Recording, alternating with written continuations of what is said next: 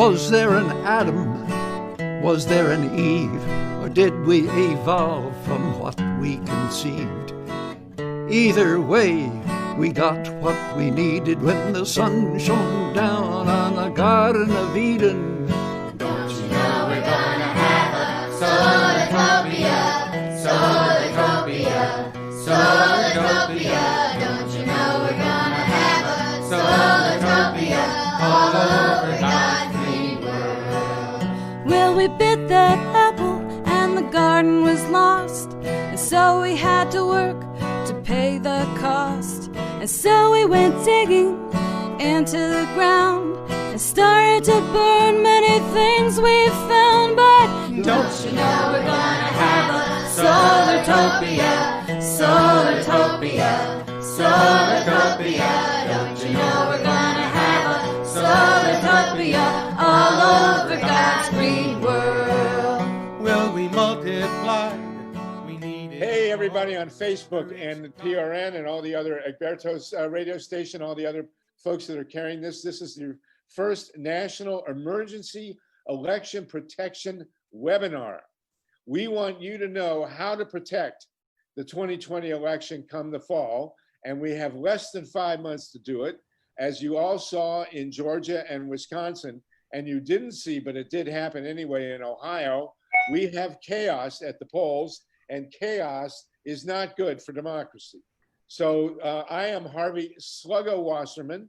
We have been conducting weekly meetings on Zoom. We've had 10 of them on how to protect the election in 2020.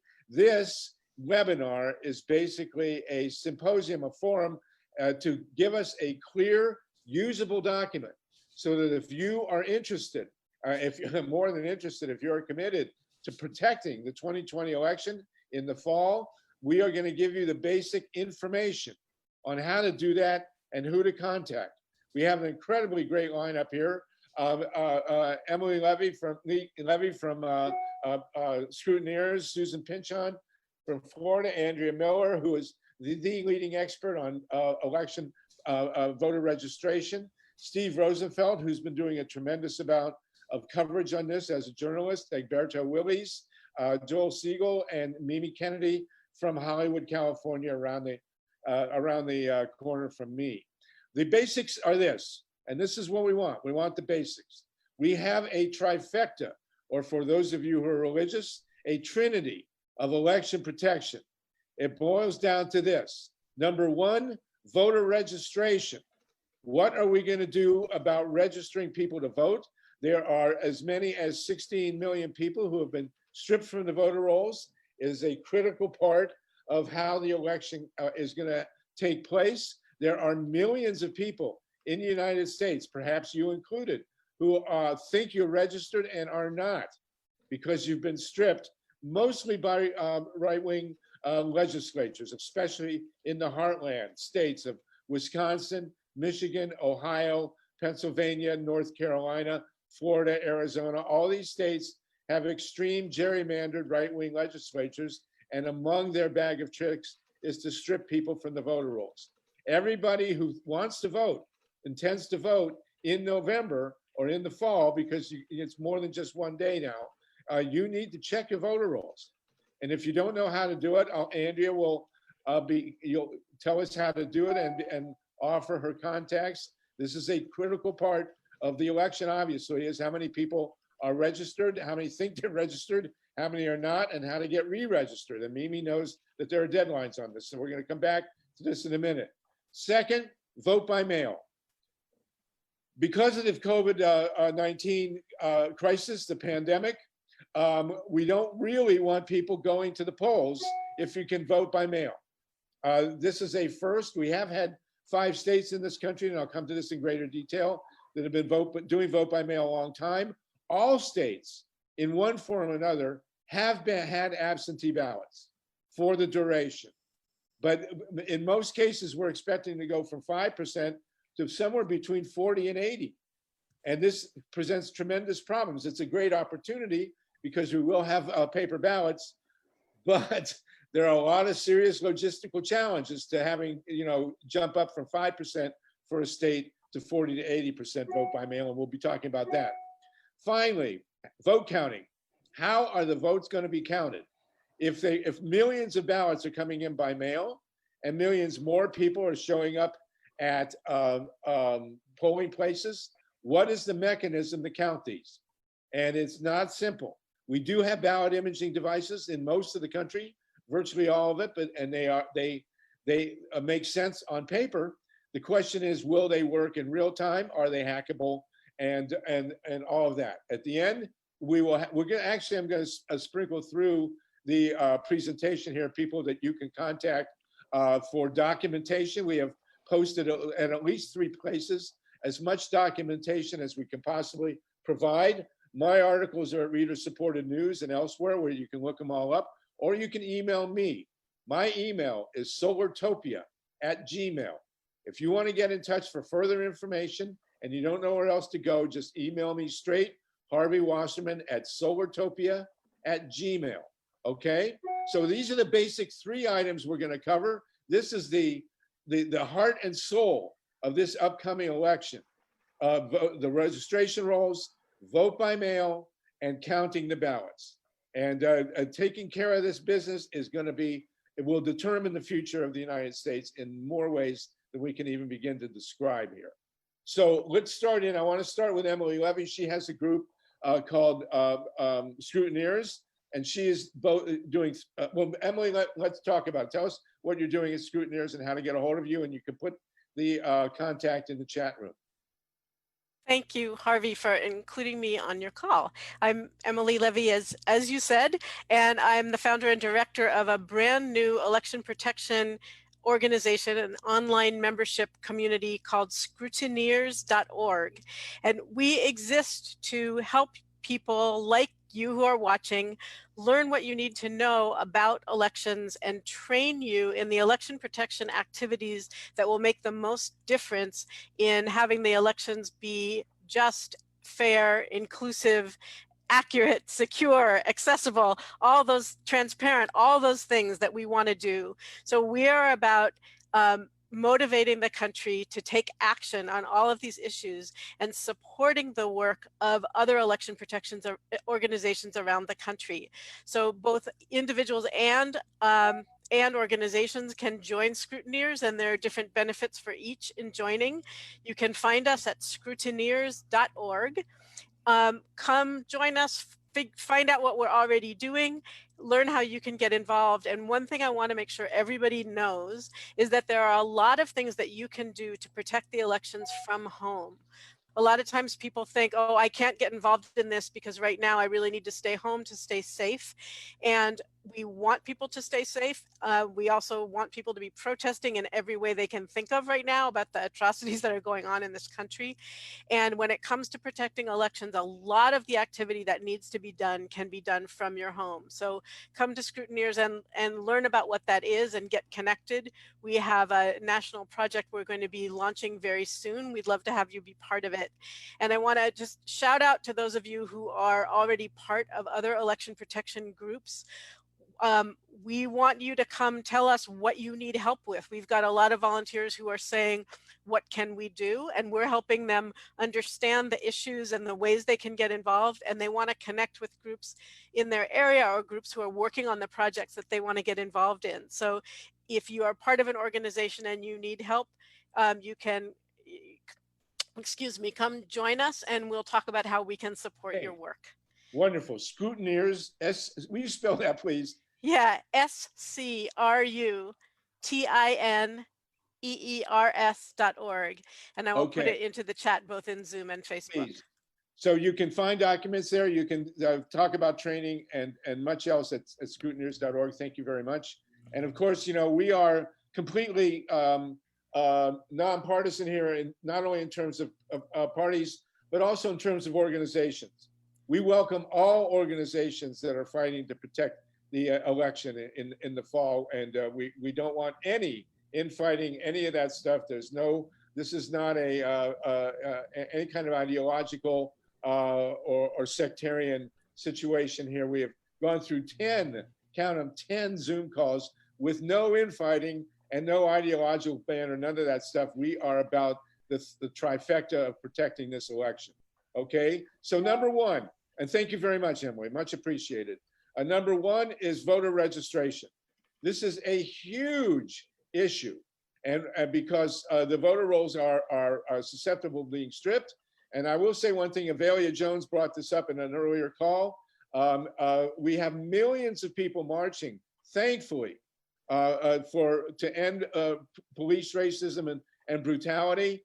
And every one of those millions of people, and if you are one, please, everybody needs to be registered to vote, for God's sakes, and not only register to vote, but help us protect this election. It's not enough in this coming election just to vote. We need everybody active and dealing with this trifecta. So Mimi Kennedy, you had a couple of issues, and then we'll go to Andrea Miller, that you want to raise about their deadlines and other things that everybody needs to know about voter registration. So can you chime in with us, please? Yeah, the main thing that I've been trying to do is organize a voter's calendar so that once it's published, and it will be on several websites by the end of the week, we'll all know what we ourselves can do for ourselves and for one another. And the voter's calendar starts in August. On August 5th, Steve Rosenfeld researched and told me that after August 5th, it is illegal, federally illegal, to purge anyone from the voter rolls. You can newly register, you can join the registration rolls, you can file new registration, you can register other people yourself. You cannot purge any names without committing a federal crime. Therefore, starting August 5th, the voter's calendar starts. It's voting season, and you need to check your registration. If it's correct, take a screenshot. Google, how do I take a screenshot with my cell phone? That's what I did. You take a screenshot, file, and date it. There's your registration. If it's not correct, update the name and address. Voting, then you need to know that you have to apply for your mail ballot early. They don't issue them until later, but you can do the application early. You have to check with your state and locality. I always give that caveat as to whether they will automatically issue you an application or a mail ballot, or whether you have to opt in with an application. If you're an inactive voter, note that it'll be on your registration. You want to turn yourself active. That'll be a phone call. Once you're an active voter, sometimes just applying for the application for the mail ballot will make you active. But this should all happen by the time September is midway through. It's application month, September. October is when you receive your mail ballot if you've applied. The mails are going to be slow. We know it, COVID, the attacks on the post office. So we voters have to help the post office and ourselves by applying for everything early. So that's September, and then by October you should get it. If you don't, got to call your registrar. We're going to publish how you can get that information all the way to your county. People now, I've been texted by Alan Minsky, the great Alan Minsky, who's the executive director of PDA, Progressive Democrats of America.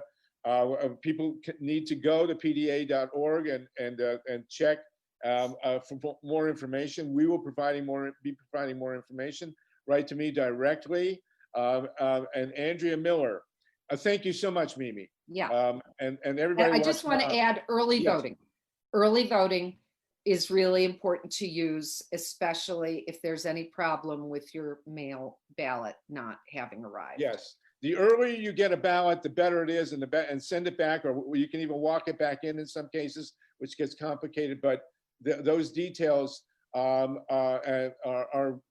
essential. Someone has asked, where will the calendar be, and what can people do now? The calendar will be published by the end of the week on progressivedemocratsofamerica.org, and we hope it will be published in Common Dreams. It'll certainly be on our website, and I would like to circulate it to anybody on this call if you'll send your email address to Harvey.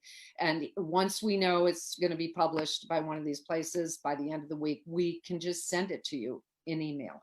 And it has all the information I'm talking about and more. Yes. Again, don't be shy. Contact us. Contact Progressive Democrats of America, and contact Andrea Miller, who's now going to tell us about her amazing organization and the work that she's been doing on voter registration. And remember, you know, it's one thing we look at is if you've got the virus and you decide to go 100% vote by mail, and you get rid of all the precincts, and then you don't mail out the ballots, or you challenge everybody's registration, that's where this election could go down the drain. Very, very serious. So Andrea Miller, you have been in the trenches now already, getting people registered and re-registered. Tell us about your organization. Tell us about what you're doing and how people can plug in with you. All right. Well, thanks, Harvey. We work with deregistered voters, meaning these are people who used to be registered, but they are no longer registered. I always like to use Texas as an example because Texas, like California, is basically a country. When I looked at Texas in January, they had 13 million voters, but 5.1 million of those voters had been deregistered. Deregistered is a term that I use, meaning the people were originally registered active voters and now they're not. So when you look at your voter registration status, and what Mimi said is really critical, you must check your voter registration status. I'm going to say at least 3 times a year, because your status can be changed by your Board of Elections county registrar, literally at a moment's notice. It may be the day you looked, you were active, you were registered.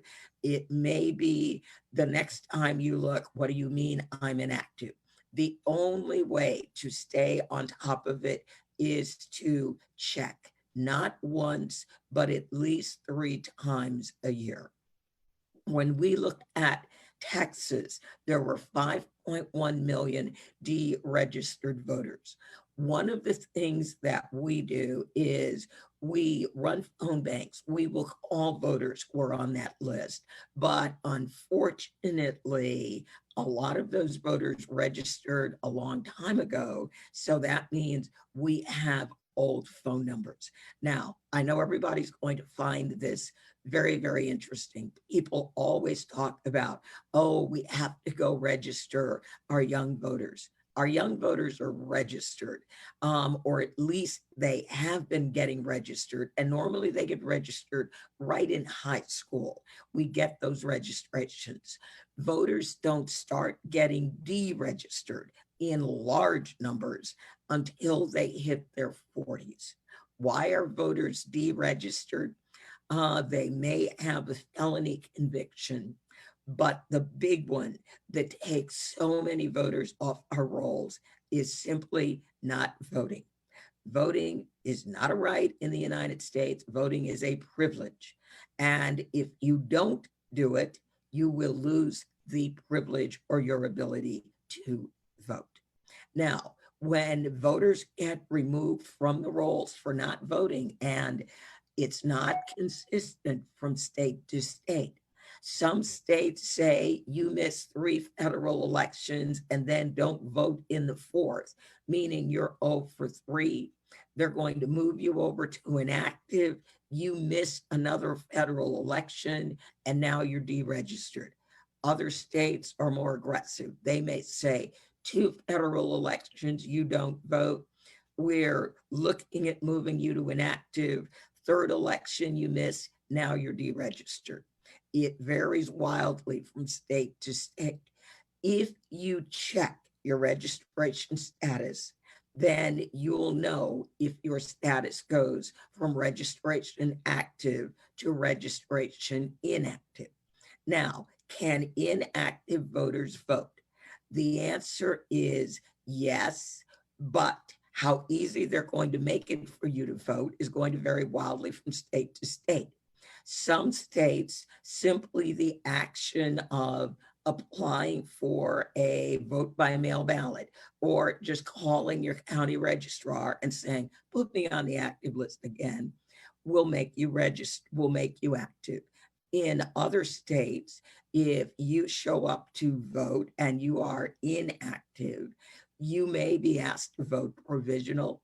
You may be asked to provide additional ID. There are any number of variations that states may come up with for inactive voters. The critical thing to know if you end up on the inactive list is the inactive voter list is the pre-purge list.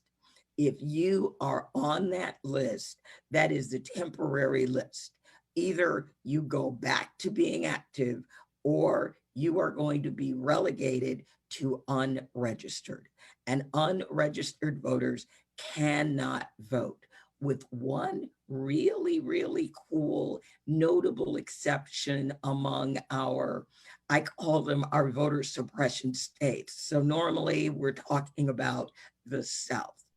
There is a great feature that we love in North Carolina, and that is during early voting, if you have been deregistered, or even if you have never been registered before, you can register and vote same day. That is not true in most southern states. Now, I'm not talking about California. California's got its own rules. California is a very progressive environment. I'm talking about states that are not progressive in their voting policies. Some people may call them red states. I normally just say states that are more aligned with suppressing the vote than they are with helping voters actually exercise their ability to vote.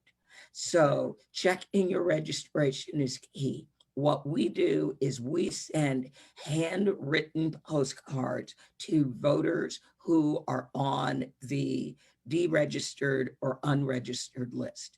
And we tell them, you may no longer be registered to vote in your state. Check your voter registration status. And we always give them the official state website to go and check. And then if the voters are older, if they don't use computers, we also give them the phone number of their county registrar. Again, I cannot emphasize enough, check your voter registration status, because if you are unregistered in most states, especially those that do not offer same-day registration, you will not be able to cast a regular ballot. If they are a good state and they're willing to give you a provisional ballot, because you are unregistered, that will be a ballot. They will not be counting. Okay, so Andrea, fantastic. How do people get a hold of you? And you know, folks, our view of this election is that it will be decided, at least for the presidency, in 6 or 7 swing states, which is Wisconsin, Michigan, Pennsylvania, North Carolina, Florida, and Arizona. Now, all 6 of those states have very red, very aggressive, anti-democratic legislatures. 4 of them have Democratic governors: Wisconsin, Michigan, Pennsylvania, and North Carolina. We're trying to see what kind of difference this will make. And for those of you who don't think you can make a difference, I'll point out very importantly that North Carolina, against all odds, just passed a very progressive pro-democracy piece of legislation. That's really, and this is North Carolina, where there's been just flat out warfare.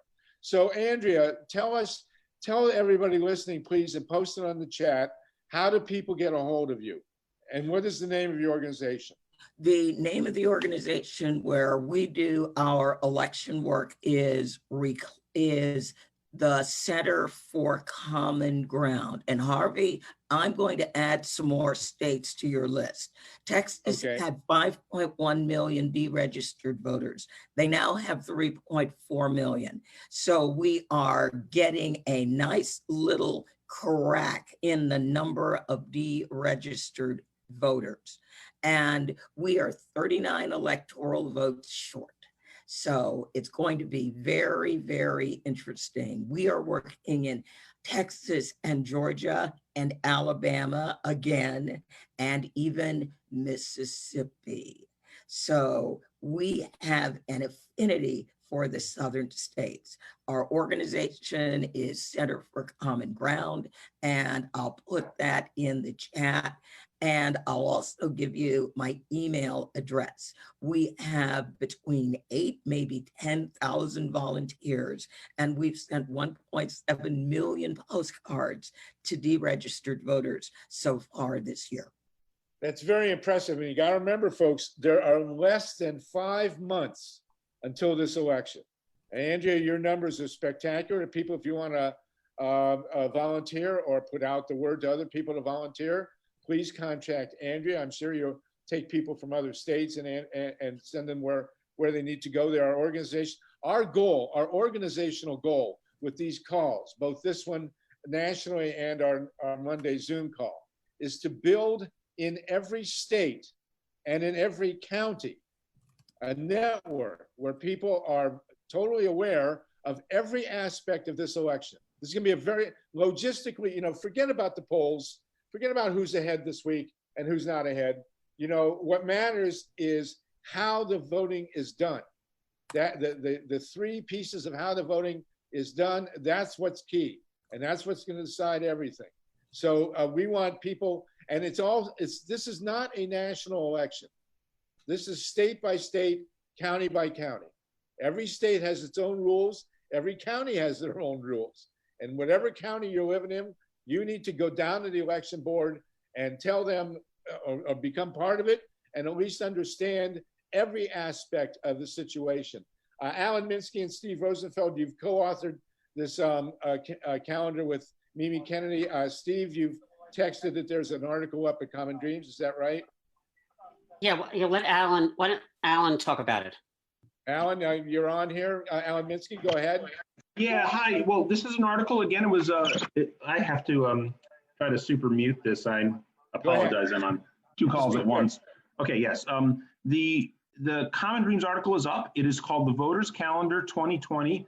And I just want everybody on the call to not just share it, but if you can share it off the link at the bottom of the article, that's important because Common Dreams that's how they judge how articles do. So if you can share it to everybody you can on Facebook. And I think that's important because as we work with our allies and support everybody, it's important to boost all of each other's projects. And that will, because I really trust Andrea Miller to follow through and achieve what we're trying to achieve here. I trust Harvey Wasserman to follow through and achieve what we're trying to achieve here. I got to tell you, I don't have that much trust in a lot of better funded organizations that are claiming to embrace this cause right now and push it through. We are the real grassroots people that really truly believe in democracy. Every person gets a vote, and we're going to push this as hard and as well as we can. And every one of our projects that we can boost up will be to all of our collective advantage. Those of us who are really, truly, honestly pushing for democracy. So go to commondreams.org, share the article for the Facebook link at the bottom. And what it is a succinct, just letting people know, step 1, this is the calendar. You've got to do this by this point.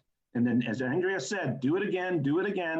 And then in September, you have to do this after you had to do something in August. In October, you have to do this. And this will assure individuals that they will be able to track and guarantee that their vote will be counted in this unique election and in this environment where we know people are going to try to disappear our votes. So right. It's a very good piece, and people go to it. The link is in the chat, and it's up on Common Dreams. And it's called Voters Calendar 2020. Thank you, and thank you, Steve and Mimi. Thank you, Alan. Thank you, PresidentDemocratsOfAmerica.org. Thank you, Steve. My articles about the overviews of this are generally published at reader-supportednews.org. You can go there and support them as well. They've published 5, 6 of my pieces about this. So rsn.org, or email me and I'll send you an email with my 5 or 6 of the latest pieces on this. Anything else real quick on voter registration? Okay, and remember, just to give you a little idea, in Texas where Andrea Miller is working, and in most cases, you want to try and avoid a provisional ballot. Provisional ballots have, it's not 100%, but provisional ballots have a way of finding their way into the trash bin. You want to get a regular ballot and vote on a regular ballot. And just to give you perspective on what we're up against, in Texas, you can register to vote. They have ID laws there. You can register to vote with a hunting license or a gun license, but not a student ID. So there you go. That kind of says a lot of it for our situation in American democracy. Okay, we're going to move ahead now to vote by mail. But first, Egberto, you have a radio station, a show. We wanted to talk about that real quick and how we can continue to get the vote out. Real quick, I just wanted to mention, first of all, it's great hearing from Andrea and what's going on here in Texas. That's where I'm at. And that 1.3 million was excellent. Now, as far as what I wanted to come out is, we are great out here in the things that we put out, all the data that we have. But the most important thing is that we have to reach people. We don't reach people quite often within our own space here. With our radio stations, meaning what I do, what you do, Harvey, with Pacifica Network, we are tools that want to be used. We want to be used in every particular avenue possible: social media, email, blast, etc. So if you have data or anything, earlier on, Alan Minsky was talking about us collaborating with all the works that we do among each other. I think that is one of the most salient statements that we need to come up on. You guys have things that you want to get out here, contact, throw it my way. I'm sure okay, give us your contacts. Egberto, give us your contacts. You're our electronic media guy, and you know, you're a lot younger than I am, so. It's eWillies. I'm not a lot younger. EWILLIES@gmail.com. eWillies@gmail.com. Anything that you want to get out there. I'm on several networks and I'm trying to put things out there. And this is a project that when Harvey invited me to be a part of it, I wanted to be active and productive in. Excellent, absolutely essential, and thank you so much. And we'll discuss our ages off camera. So, we're next piece of the puzzle, next piece of the trifecta is vote by mail. Now, I'm going to talk about vote by mail, and Mimi will join me.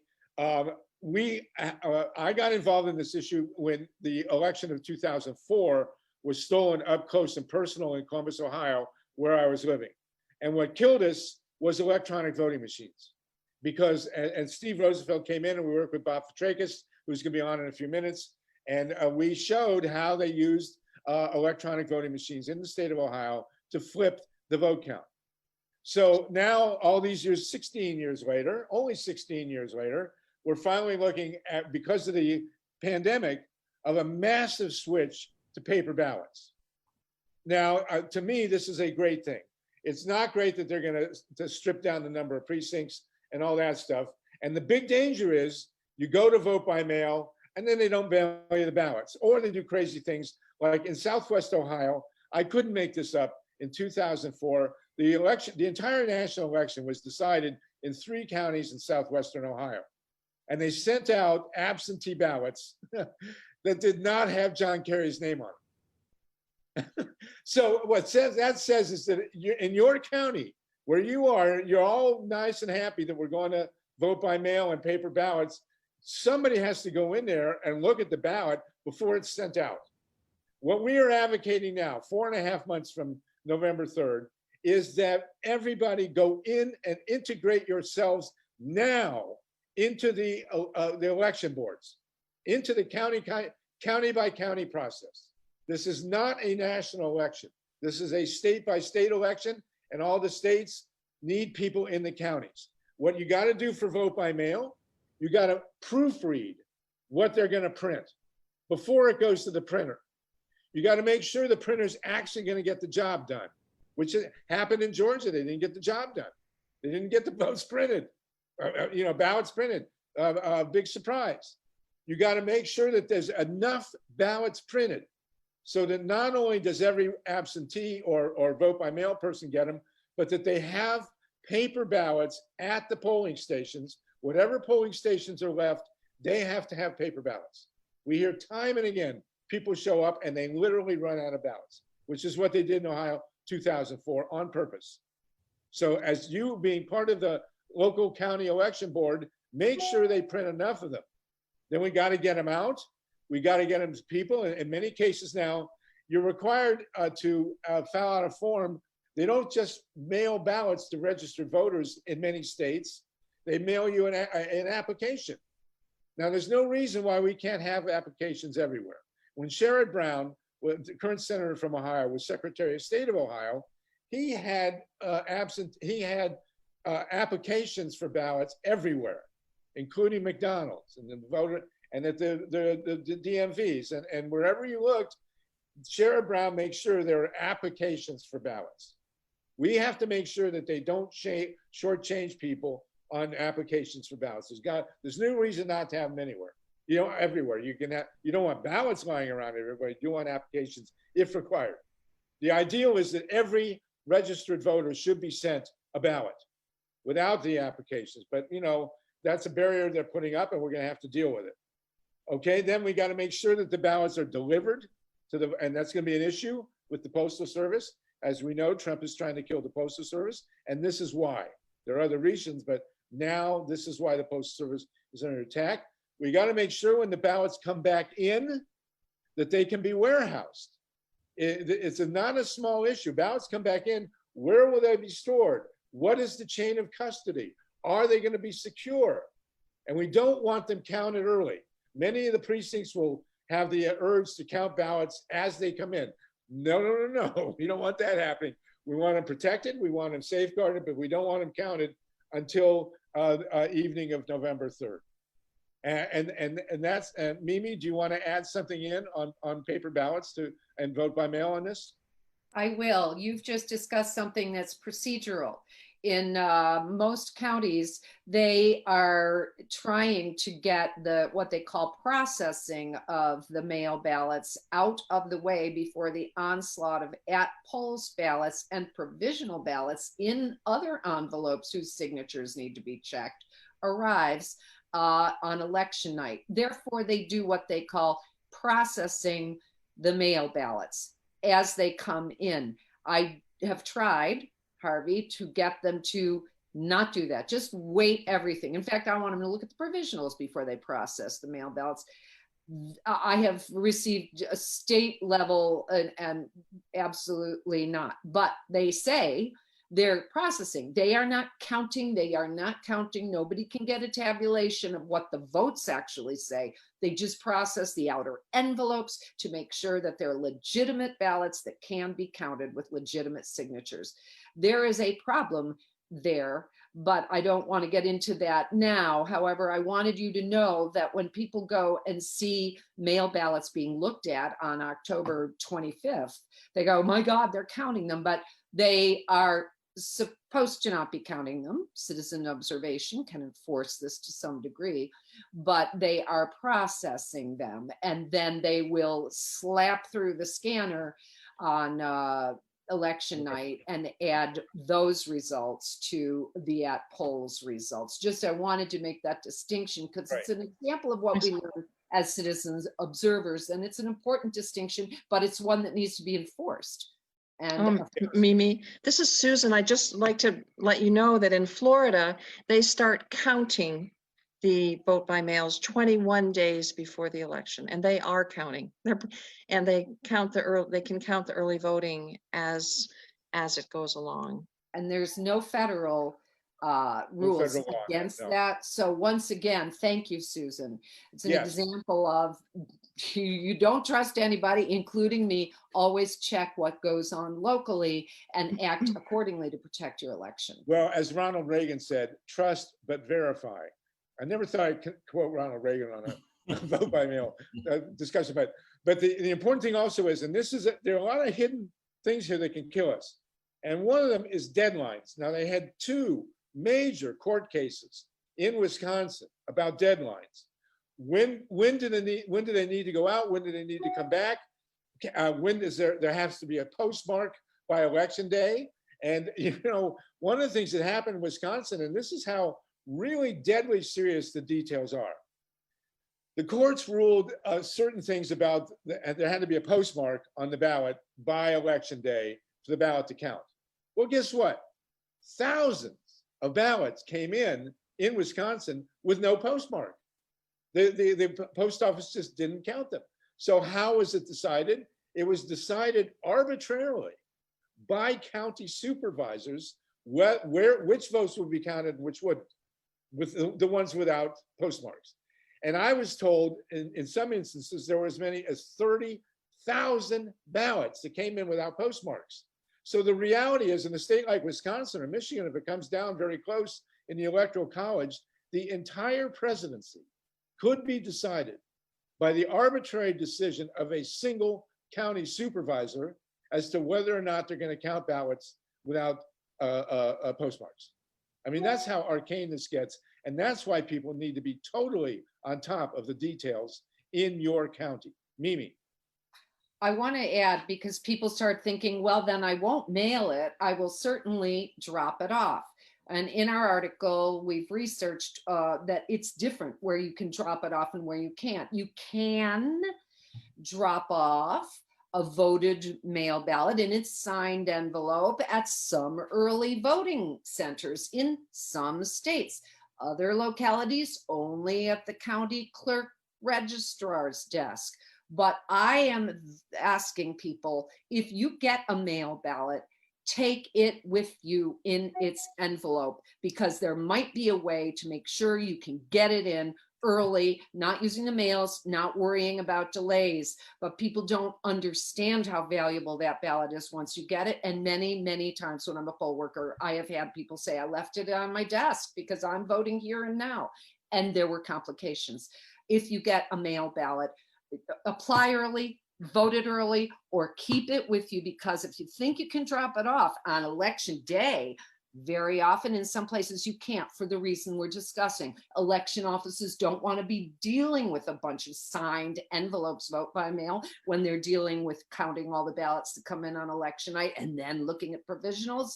They don't want to see those mail ballots. So some say can't drop it off. On the other hand, I was told this was so in Wisconsin, cannot drop it off on election day. I went to this Wisconsin website and there's a new rule, March 31st. Oh yeah, you can drop off a voted mail ballot in its envelope on election day in Wisconsin. So says the website now. Again, things could change. We always need to check, but early is always the cure. People Thanks. need to be on these election boards. You need to be inside and starting now, because the details change. And the detail and deadlines are a huge issue. Susan, in Florida, we know the last election, the U.S. Senate seat went to Rick Scott, who had been the governor, by 10,000 votes in an election where the deadline for counting the ballots was impossible to meet, and in terms of the recounts, and they just threw out God knows how many ballots and said, Rick Scott, you're now the U.S. Senator. So, you know, this is extremely important. Deadlines for receiving ballots and for counting ballots and for reporting are all over the map, all over the United States. Whatever state you're in, whatever county, and you need to know the detail. I do want to say one thing. My email just showed me that LeBron James is actually starting a huge voter rights organization. Now, he won't talk to me because I'm from Boston and I'm a Celtics fan. But if those of you who are Laker fans can get to LeBron, we really need his help. It's a fantastic thing, but we need to know what he's doing and help him connect with us. Okay? Vote by mail. Any other questions? Steve Rosenfeld, you want to jump in on vote by mail real quick? Any detail? Well, I would just say this. I've been covering these elections state by state before the pandemic and since the pandemic. And what I've seen with vote by mail is there is a river of paperwork that many jurisdictions are not equipped to handle. And it comes in successive waves. Some places, for reasons that are partially political and just legacy, force people to apply. Those applications have to come in. Then they have to get processed. You know, in Georgia last week, I heard of, you know, one Atlanta County being 100,000 applications behind. Then once they're processed, that county, by the way, shut down for 3 weeks because they had COVID cases inside. And they didn't have phone numbers posted to forward. But once they're processed, they went to a contract for out of state that then mailed the ballots. And then the ballots had to come in, and they all, again, like you go to a polling place, you have to verify the envelope, the signature, so before it can even be open to count it. So what I'm saying is, what we're seeing is, beyond all the finger pointing, is these election offices are understaffed, under-equipped, under-resourced to handle this volume. And what that means for voters is you have to be on the front end of this process. And the reason, that Mimi was talking about, let's start this 90-day deadline, that falls on August 5th, beyond the point where things can no longer be purged. That's legally, they may purge in some states, and then that would end up in court, is because the elections that are being taking place right now, there are 25 statewide elections or runoffs between now and the Florida primary in late August. The rules that are being set for those may not hold for the fall. So it's great to become familiar with the voting by mail environment and voting at home environment, but the rules may not be the same. So we need to really know what's going on. Well, what's happening is state legislatures are about to meet and are about to debate. And in some cases, we're seeing things go backwards. Right. So that is your, yes. North Carolina did okay. We know in Ohio it's a catastrophe. Well, the Ohio legislature has been overruling the Republican Secretary of State. Look, and making it worse. Here's the thing. This process is relying on new technology that is too complicated for the task at hand. There are too many places where things can break down. There can be choke points. There can be failures by just inadvertent, no conspiracy stuff. Then there's the legacy of like Jim Crow laws and other rules that make it even harder to get stuff done on time. All of this is happening in different ways in different states to different degrees. So the bottom line here is not only do you have to be early in this process and proactive, if we don't want to have these crazy recount fights in November, we have to have big enough margins. And what that means is, I am told that only 80% at best of the mail-in ballots that are sent out get returned, 20%. Right. So what this is, Harvey just keeps raising the bar and raising the bar, but this is what we're facing, and this is why we're having calls like this and what we're talking about. And it's just about getting these basic steps nailed down. Get your information. So it's a moving target. The legislature jumping in. We did well in North Carolina against all odds. We're getting killed in Ohio by the legislature, which is overruling the Republican Secretary of State and make things worse and worse. Now, Susan Pinchon, thank you, Steve. Okay. Susan Pinchon, you're in Florida. Let's talk about counting the ballots, the machinery that's going to be involved. Stalin famously said, it doesn't matter who casts the ballots, it matters who counts them. So tell us about electronic digital imaging and what we're looking at in terms of counting the ballots nationwide. Hi, Harvey. Yes, counting the ballots is, of course, a public process. Voting is secret. And one thing that I'm very involved with John Brakey of Audit Elections USA.org, are ballot images. And many of the people on this call probably know that most of the voting equipment across the country now uses digital scanners to scan the paper ballots. And those digital scanners take a picture of the ballot, and that picture is what's actually counted. The votes are actually being counted on the picture. And that picture is called a ballot image. And I apologize about the video. I see I'm being asked to turn it on. I can't do that. Sorry. So you'll have to take that note off there. My apologies. Okay, but anyway, but the ballot images, these pictures of the ballots, again, that's what's actually being counted. And all around the country in many jurisdictions, they are deleting those ballot images. They're erasing them. And that is a critical part of counting the vote. We want to be able to look at those ballot images after the election and verify the vote count. And as John Brakey always says, we want to make sure that our elections are real. But it really does go a long way towards voter confidence and candidate confidence to be able to see the ballot images. Now, in Dane County, Wisconsin, they actually post the ballot images on their website. And if you go to Dane County Elections, and that's Dane like Great Dane, D-A-N-E, Dane County, Wisconsin, there's a tab at the top called Audit. And when you scroll down on the Audit tab, you see Do It Yourself Audit.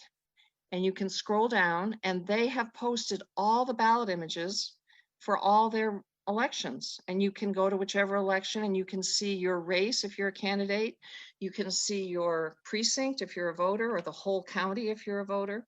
So that's a great. This is something we want. This is a good thing. So I understand from you and John Brakey that these digital ballot readers, imaging, basically the paper ballot comes in, we hope, vote by mail. They run it through the imaging machine. They create a digital ballot image, and then the paper ballot is preserved on the in a bin on the other side of the machine, so that we count. You can get a very quick vote count, beating all deadlines, hopefully, with the ballot imaging. And then if there's a contest, a recount needed, you still have the paper ballots. Is that a correct description, Susan? Yes, that's a good description, Harvey. And these machines are prevalent. They're all over the country. The question, John, I think estimated about 80% of the precincts have these digital imaging machines, except of course in Georgia, where they bought machines that don't work for $110 million. But Susan, how available are these machines in the precincts around the country? Yes, they're John's right. It's about 80%. All the what we used to call optical scan machines are all pretty much now digital scanners, and those digital scanners create a ballot image, and those images can be counted and used to check the election. So we're fighting, John's organization, Audit USA, and again, his website is Audit Elections USA. .org. He's working with Scrutineers, which is Emily. I don't know if she's still on. Yes, she is. But because Emily is coming up with the volunteers to help count the ballot images. So if you want to get involved, folks, if you're concerned about this election, go into your election board, find out what machine they got, make sure they're going to turn on the imaging capability. We've had situations all over the country, especially in Ohio, where they have these ballot imaging readers, they have the ballots, they run them through, but they turn off the digital scanning to create the electronic image of the ballot. Well, the image is automatically created. That's a big thing. Yes, they throw it away. I'm sorry. Yes, they delete it because by federal law, they have to save the ballot images, but they're not saving them. So John's organization has been bringing lawsuits around the country to enforce the law.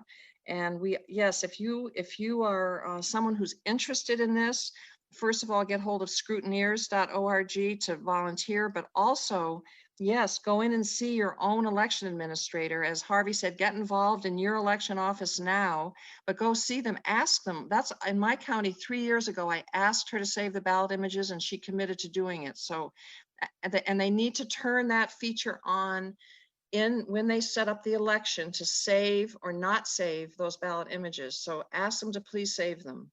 Yes, and then that will give you a very rapid turnaround on election results. You can then do a recount, but you've got to know what the deadline is for the recount. As we said, the U.S. Senate seat in Florida was decided when they shut off the recount, just like they did in Florida 2000. That put George W. Bush in the White House. So these are details that you can only know by going into your local election board, and the time to do it is now. I mean, there are deadlines. The calendar is at commondreams.org from PDA. That's absolutely essential. What we need is people, if you're concerned about the outcome of the election, you need to go in now to your county board, and they will welcome you in most cases because they don't have enough people, for God's sakes. Call them up and wear your mask. And Mimi, real quick, because we're almost out of time. Someone's asking on the chat about emergency paper ballots at the polls and that there aren't enough and that's a problem. I want to say why there won't be enough and why stressing the importance of ordering a mail ballot this year is so important and doing it early. You might need it. The reason there aren't a lot of emergency ballots at the polls is that many states have gone to vote centers, both for early voting and sometimes even on election day, to produce the correct precinct ballot on demand so you can vote for everything that is pertaining to your district, including state house, which we know how important that is to not have that taken over by just one party. You can't you can't keep all those emergency ballots on hand just in case you get so-and-so from these precincts and then from that. That's again a paperwork problem for an underfunded county that's, you know, trying to do, you know, the schools and the social services and save kids and, you know. Right. So, And Harvey, this is Susan, could I say you. one quick, Harvey, this is Susan. I wanted to add quickly to something Andrea Miller said that I think is really important, which will take 30 seconds. Yep, which is in some places in this country, they have altered the voter registration rules and thrown people off who are legitimate voters. In Shelby County, Tennessee, almost 6,000 people were told they'd already voted when they had not. So even though provisional ballots are not always counted, every voter needs to know they have a right to a provisional ballot, whether they are a voter, an inactive, off the rolls. Ask for if they won't give you a regular one, ask for the provisional, and it might get counted. But don't let them send you from the precinct without at least a provisional ballot. So what we're going to do is we're almost at the hour mark, and we have a PRN and some other people need an hour package here. So I want to wrap this part of it, and we'll continue. We have covered the three basics, which is voter registration, vote by mail, and counting the ballots. There's a ton more we're going to stay on for another half hour, but I want to say to all my listeners at Progressive Radio Network, thank you for joining the Green Power and Wellness Show. This has been a special edition on voting. And if you need to find out more, contact me, Solartopia@gmail. If you want to donate, go to freepress.org. That's freepress.org, Bob Fitrakis' website. Hit the donor button and then put in a note that you want this dedicated to our voter protection, election protection campaign. We have three agendas. We want to do some PR. We'll need money for that.